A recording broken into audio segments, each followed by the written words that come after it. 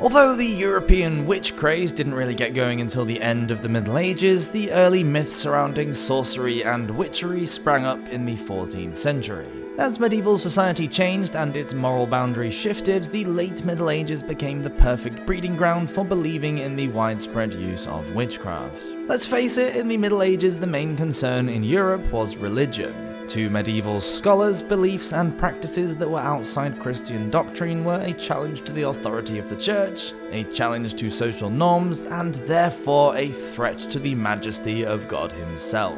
Then came the inquisitors, the demonologists, and the witch hunters. So you think you know everything about knights, castles, and kings? Well, hold on to your chainmail because we're starting a history channel all about the Roman Empire. Now I know what you're thinking, wait, Roman Empire, isn't that before my favourite medieval legends? Well, yes, but stick with me. Rome is where it all started. From the fall of the mighty empire to the rise of your medieval knights, it's a story that's all connected. So if you're ready to learn about this incredible time period, join the toga party over at our new channel, the Roman Empire. It's going to be totally worth the detour in your historical journey, so I'll leave a link to it in the description below. And now for today's video, welcome to Medieval Madness.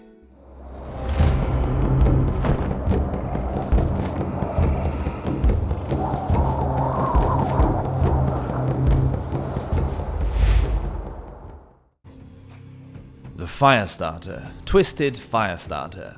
German Catholic clergyman Heinrich Kramer published the notorious book Malleus Maleficarum, or Hammer of the Witches, in 1486. It's basically a how-to guide for identifying and prosecuting a witch. Kramer encouraged the use of torture as a means of achieving a confession, and said death was the only certain way to end the, quote, evils of witchcraft. In the book, Kramer linked sorcery to demonology and suggested that witches should be burned alive, as was often the sentence for heretics at that time. He even opened with a warning that as a Catholic, to deny the very existence of such things as witches was in itself a heresy. He promoted many of the ideas that were used to prove the identity of a witch, like the fact that they were predominantly women. Although he did mention the odd wizard as well, and seemed to be fascinated with archer wizards who enchanted weapons. It was, according to Kramer, usually women who made pacts with demons and used their powers to cause, among other things, miscarriage, famine, disease, death, and untold misery.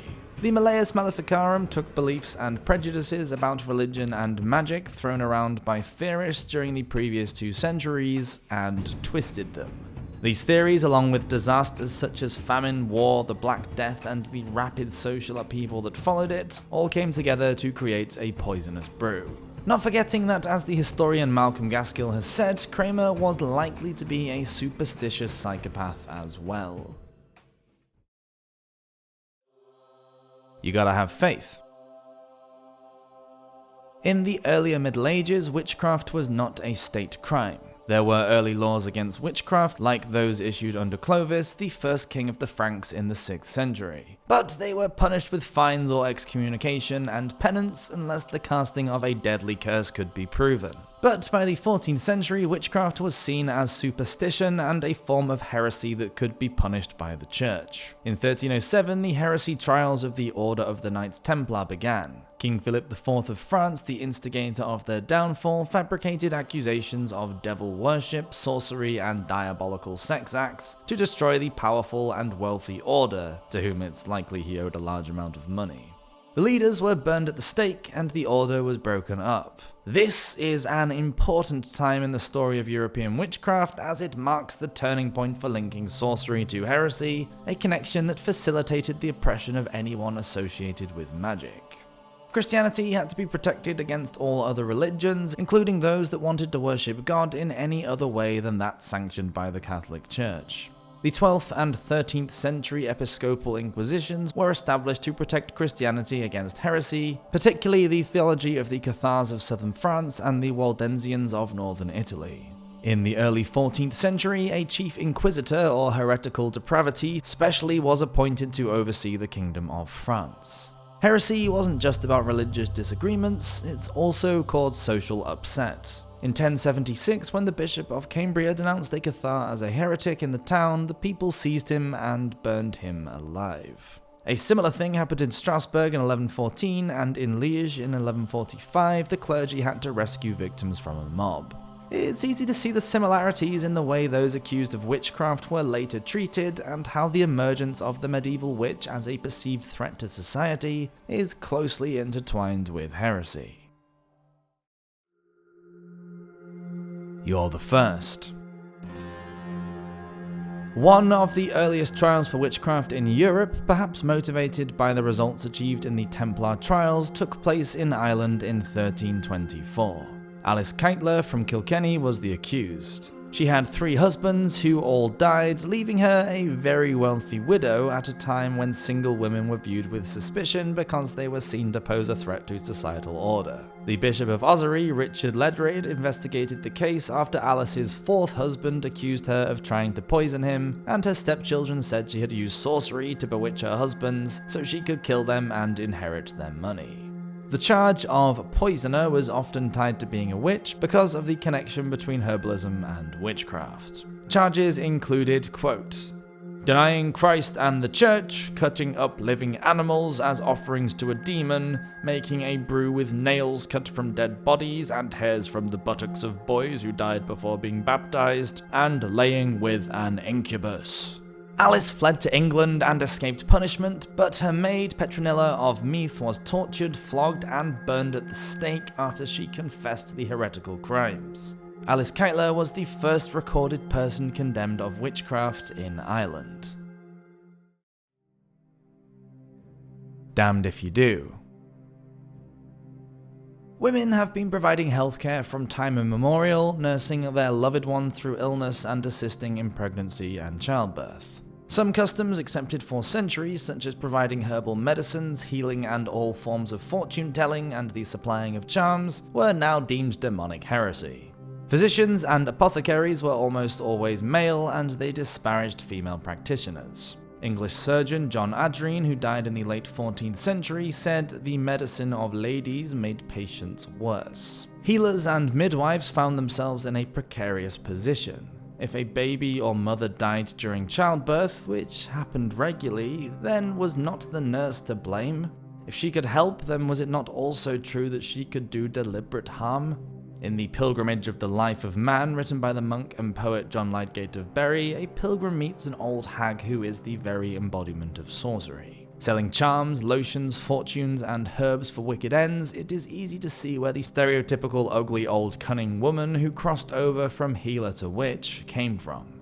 Quote, tell on without more tarrying, where learnest all thy cunning, the pilgrim asked. Soothly as I rehearse, can I learned it from Satan, the hag replied. Vision of division. Visionaries and mystics had a prominent role in medieval religion.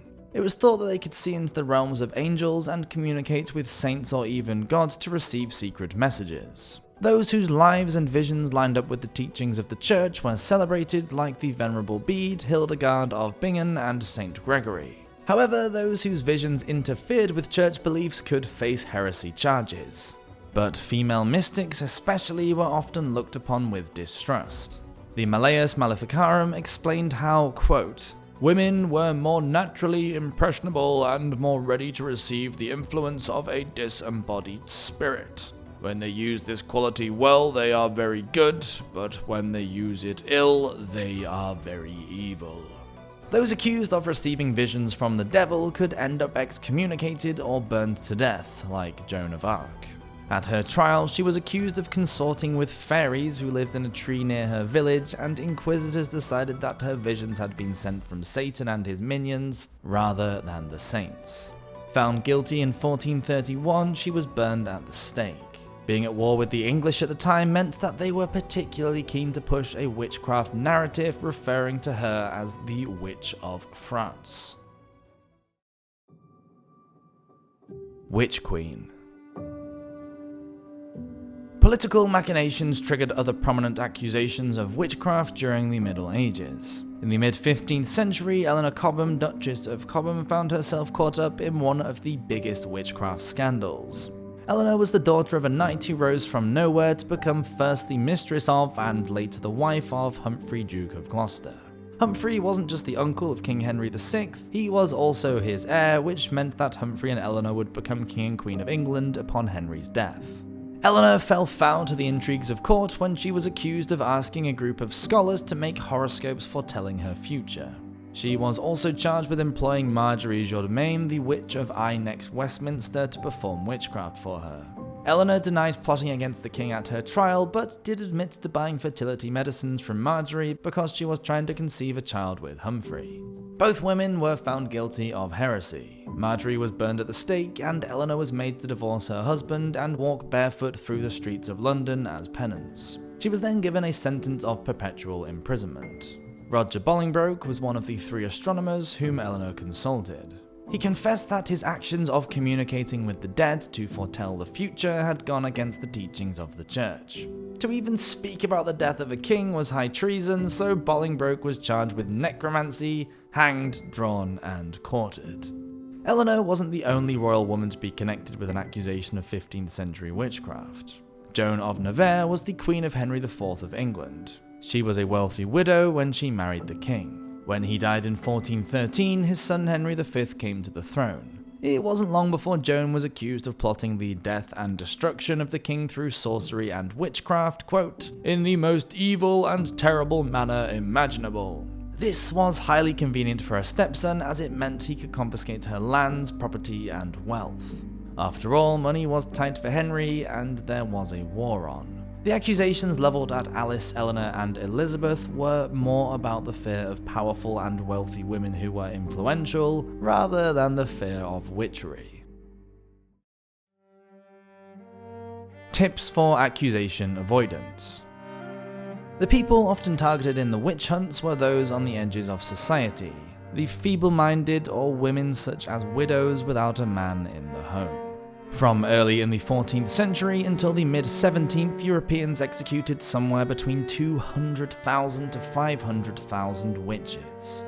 That's 500,000 people, around 85% of them being women.